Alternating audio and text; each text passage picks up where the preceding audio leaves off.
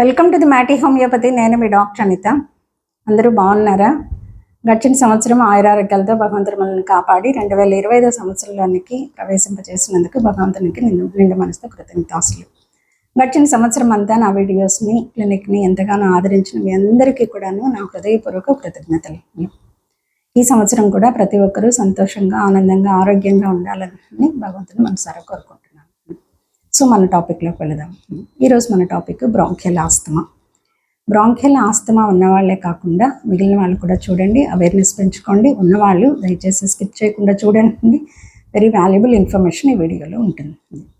Bronchial asthma గురించి ఒక 5 నిమిషాల్లో చెప్పే టాపిక్ అయితే కాదు. మెడికల్గా ఇది ఒక వ్యాస్ట్ సబ్జెక్ట్. ఎందుకంటే మన లంగ్స్ అనేది చాలా మేజర్ రోల్ అనేది ప్లే చేస్తుంది. Just like our heart. శరీర భాగాలన్నిటికీ కావాల్సినటువంటి ఆక్సిజన్ ఇచ్చేది మనం పీల్చుకున్న ఎయిర్ ద్వారా లంగ్స్లోకి వెళ్ళి ప్యూరిఫై అయ్యి ప్రతి శరీర భాగాలకి ఇదే సప్లై చేస్తుంది.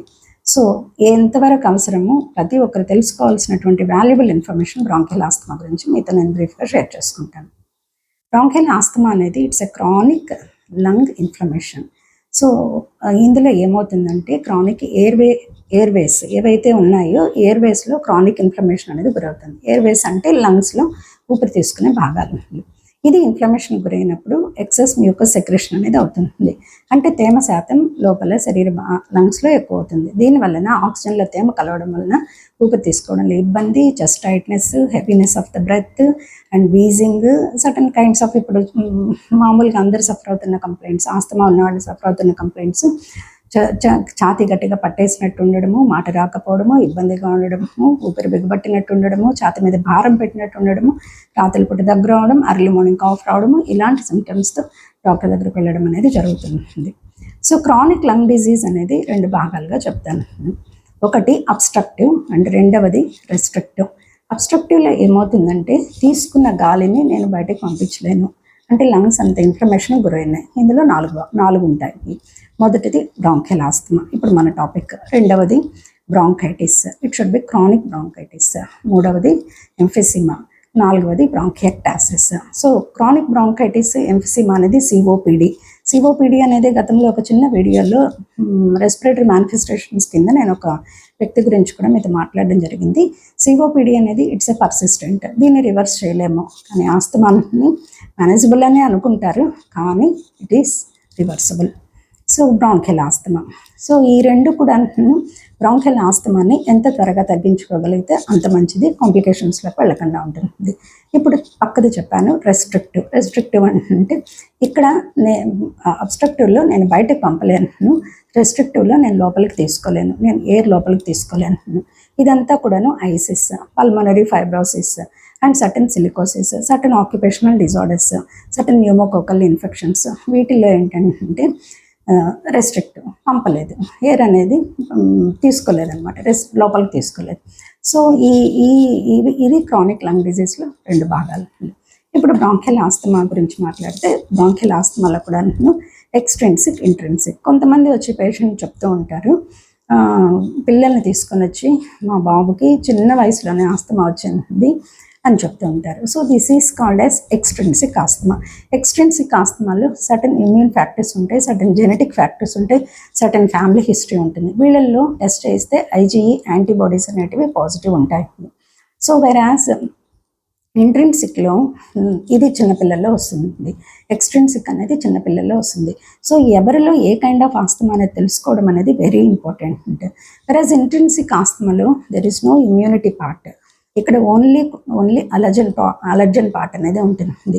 అలర్జన్ అంటే certain cold weather, certain pollen, certain dust, ఇంట్లో ఉన్నటువంటి dust mites, pest and cockroaches, house dust and as well as certain strong odours, kitchen fumes, లేదా అగరబత్తులు పెట్టారు పడలేదు, so certain sulphides, preservatives preserved ఫుడ్లో ఉన్నటువంటి సల్ఫైడ్స్ అండ్ ఆస్పిరిన్ ఇండ్యూస్డ్. కొంతమంది aspirin tablet heart complaint ఉన్న వాళ్ళు కొంతమంది తీసుకోవడం జరుగుతుంది, aspirin induced. And stress also and emotions, exercise induced asthma. కొంచెం ఎక్సర్సైజ్ చేశారు, గాబరా పడ్డారు, వాళ్ళకి ఆస్తమా అనేది రావడము. సో ఇలాగా కొంతమందికి సిఓపిడి ఓవర్లాప్ ఆస్తమా. సో ఇలాగా 2 రకాలుగా దీన్ని డివైడ్ చేసుకున్నాం. సో ఆస్తమాలో ఏదైతే మీకు చెప్పాను, ఇందులో చెస్ట్ టైట్నెస్ అనేది సివియర్గా ఉంటుంది. ఈ రకమైన ఆస్తమా ఏదైతే ఉందో చాలామంది సఫర్ అవుతున్నటువంటి ఇంట్రిన్సిక్ ఆస్తమాలో పాజిటివ్ ఫ్యాక్టర్ ఏంటి అనేది తెలుసుకొని దాని నుంచి మ్యాక్సిమం దూరంగా ఉండడం అనేది ఇట్స్ వెరీ ఇంపార్టెంట్. ఎంత దూరంగా ఉన్నా కూడాను hyper activity of the allergen అనేది బాడీలో ఉంటుంది కాబట్టి ఆ అలర్జన్కి హైపర్ యాక్టివిటీ లేకుండా, హైపర్ రెస్పాన్సివ్ లేకుండా చేయడమే ట్రీట్మెంట్ యొక్క ముఖ్య ఉద్దేశం. సో ఆస్తమా వచ్చింది, డయాగ్నోజ్ అయింది. సో వెదర్తో సంబంధం లేకుండా కొంతమందిలో నంబర్ ఆఫ్ డేస్ అనేది ఉంటుంది. దీన్ని 3 భాగాలుగా డివైడ్ చేసుకున్నాం: మైల్డ్, మోడరేట్, సివియర్. మైల్డ్ అనేది ఏంటంటే వారంలో 2 సార్లు ఆస్తమా కనబడుతుంది. సర్టన్ మెడికేషన్స్ తీసుకోవడం వల్ల వాళ్ళు చాలా వరకు మేనేజ్ చేసుకుంటారు. వెరాస్ మోడరేట్లో వీక్ మొత్తం అనేది ఉంటుంది, అంటే ఎవ్రీడే వారు సఫర్ అవుతూ ఉంటారు.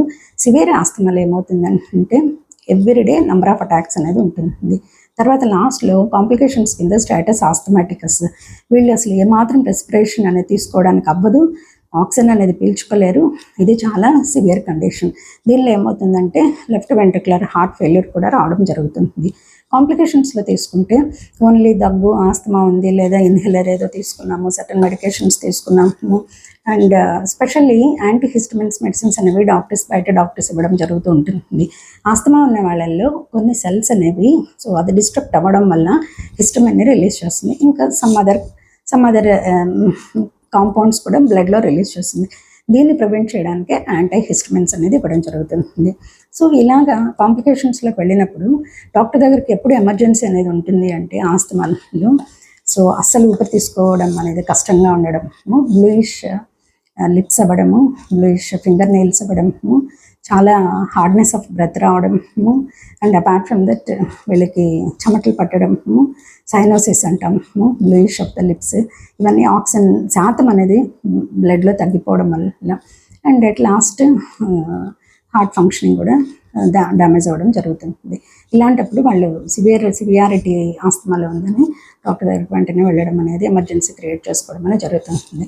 వెరాస్ ఇది మేము చెప్పేది ఏంటంటే మా హోమియోపతికి వస్తే ఆస్తమా గురించి తెలుసుకుందాం. ఎందుకు వస్తుంది, ఎలా వస్తుంది, ఎన్ని రకాలు ఉన్నాయి, పిల్లలు ఎలా ఉంటుంది, ఎప్పుడు పెద్దల్లో వస్తుంది, ఎప్పుడు అడల్ట్ ఆన్సెట్, పీడియాట్రిక్ ఆన్సెట్, లేదా ఏదైనా సర్టెన్ ఆక్యుపేషనల్ ఆన్సెట్, లేదా ఎన్విరాన్మెంటల్ ఆన్సెట్, లేదా స్ట్రెస్ ఎమోషన్స్ ఆన్సెట్. ఎందువల్ల వస్తుంది అనేది బ్రీఫ్గా మీతో మాట్లాడడం జరిగింది. హోమియోపతి రోల్ ఏంటి ఆస్తమాలో అనేది నేను చిన్న షార్ట్ వీడియోలో కూడా మీతో గతంలో మాట్లాడాను. చూడని వాళ్ళైతే కంపల్సరీ చూడండి. ఆస్తమా అనేది కంపల్సరీ ట్రీటబుల్ ఇన్ హోమియోపతి. మేము ఆన్సెట్ ఆఫ్ ఆస్తమా ఎలా ఉంది, గ్రాడ్యువల్గా ఉందా, ఇన్సిడెన్స్గా ఉందా, పీడియాట్రిక్ ఉందా, చిన్నపిల్లల్లో వచ్చిందా, పెద్దవాళ్ళల్లో వచ్చిందా, జెనెటిక్ ఫ్యాక్టర్ ఉందా, ఇమ్యూనిటీ ఉందా, ఇక్కడ అలర్జీ హైపర్ రెస్పాన్స్ ఉందా, hyper activity to the allergens ఉందా, ఎందువల్ల కోల్డ్ పడట్లేదు, చిల్ వెదర్ ఎందుకు, అందుకే మేము థర్మల్స్కి చాలా ఇంపార్టెన్స్ ఇస్తాం. ఏ పేషెంట్ ఏ సిమ్టమ్ చెప్పినప్పటికీ ఏ థర్మల్స్ మీకు బాగుంది, మీరు వేడి తట్టుకోగలరా, చలి తట్టుకోగలరా, మీరు చల్ల నీళ్ళు స్నానం చేయగలరా, వేడి నీళ్ళు స్నానం చేయగలరా, మీరు ఇవన్నీ కూడా ఎందుకు అడుగుతామంటే వెదర్ ఎక్స్పోజర్, ఏది మన బాడీ అడాప్టబిలిటీ ఏది ఉంటుంది. That is only called as constitutional medicine.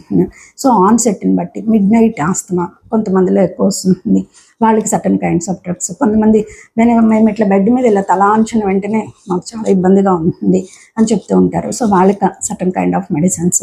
And early morning asthma ఉంటుంది, లేచిన వెంటనే ఎక్కువ పట్టేస్తుంది. అలాంటి వాళ్ళకి కొన్ని రకాల మందులు ఉంటాయి. అదే కాకుండా ట్రిగ్గర్ ఫ్యాక్టర్స్ కింద GERD associated with asthma, gastroesophageal reflux disease ఉన్న వాళ్ళల్లో కూడా ఆస్తమా అనేది వస్తుంది. And apart from that sleep apnoea ఉన్న వాళ్ళల్లో కూడా, ఎందుకంటే వీళ్ళు ఆక్సిజన్ అనేది సరిగ్గా బాడీకి ఇవ్వలేరు కాబట్టి స్లీప్ అప్నియా ఓవర్లాప్ ఆస్తమా అనేది ఉంటుంది, సిఓపిడి ఓవర్లాప్ ఆస్తమా అనేది ఉంటుంది. ఇవన్నీ కూడాను based on your complaints, based on your elicitation of all the symptoms. ఇది చెప్పడం వల్ల హోమియోపతిలో constitution wise and mentality wise and weather wise medicines ఇవ్వడం అనేది జరుగుతుంది without any side effects. You choose homeopathy, visit your nearest doctor, and తప్పకుండా చాలా బాగా రిలీఫ్ అనేది వస్తుంది. చాలా హ్యాపీగా ఆస్తమా నుంచి పూర్తి విడుదల పొంది హ్యాపీగా ఉంటారని ఆశిస్తూ మీ వైద్య సేవలో మీ డాక్టర్ పిఎం.